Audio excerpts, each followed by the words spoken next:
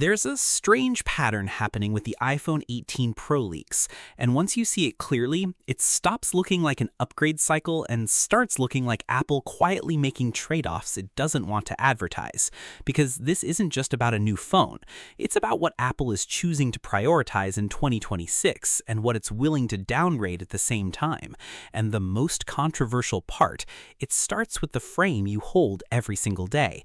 Leaks suggest the iPhone 18 Pro and Pro Max may stick with aluminum instead of returning to titanium.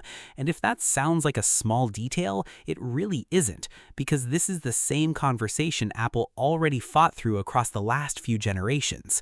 Titanium was introduced as a premium shift. It felt lighter, stronger, more pro-level in hand, but it also increased manufacturing complexity and cost.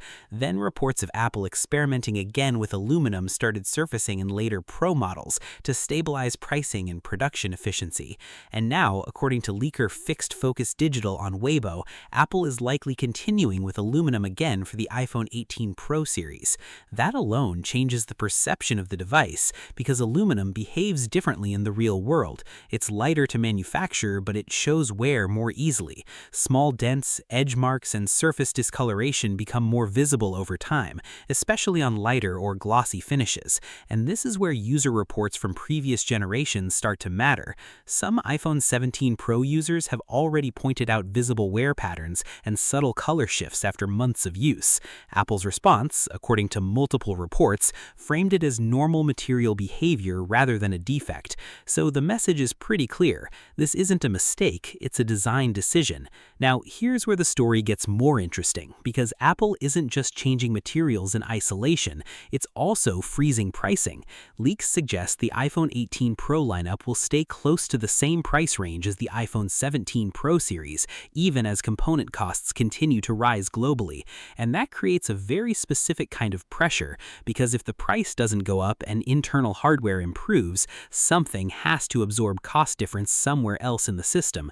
And in this case, that somewhere else appears to be the exterior materials. So the iPhone 18 Pro is shaping up less like a luxury redesign and more like a balancing act between cost, performance, and manufacturing scale.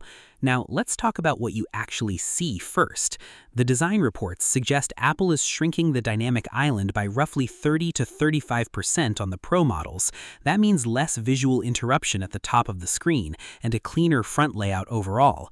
It won't disappear, but it will feel less dominant, more background, less focus. And that's important because it's one of the few visible changes in a generation that's otherwise heavily focused on internal upgrades. Now, the color strategy adds another layer. Leaks point to 4 main finishes being tested: dark cherry, light blue, space gray, and silver. And the interesting shift here isn't just the colors themselves, it's the tone.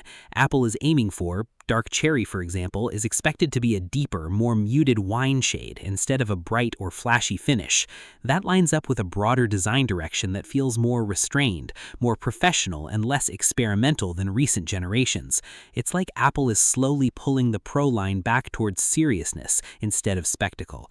But the real changes are still inside the phone, because the iPhone 18 Pro is expected to run on Apple's next generation chip, likely built on a more advanced 3nm class process.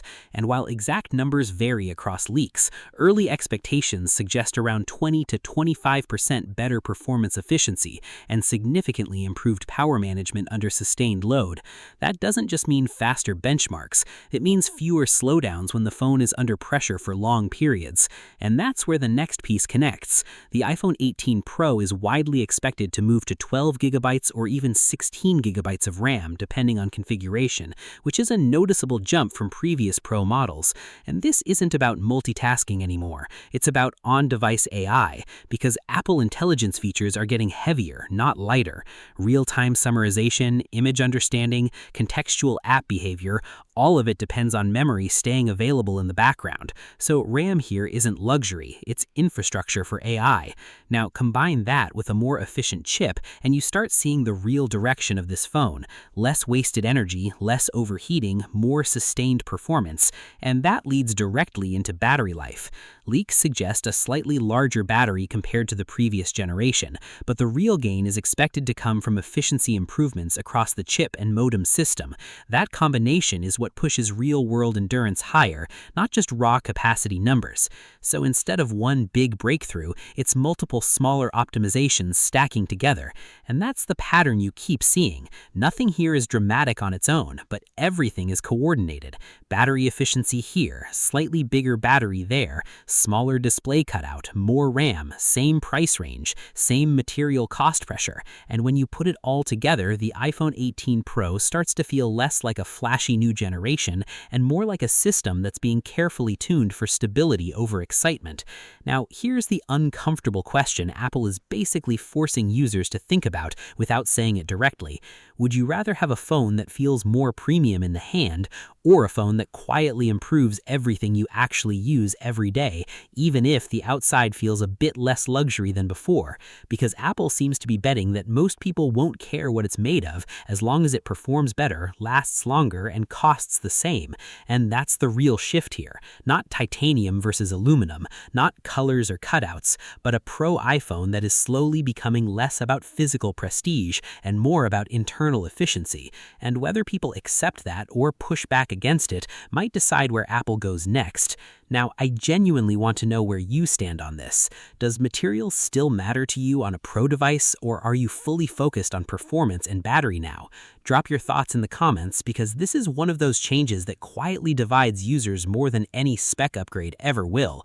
And if you're following the iPhone 18 story, this is just the beginning, because the next leaks are going to be even more interesting once the camera and AI side fully come into focus.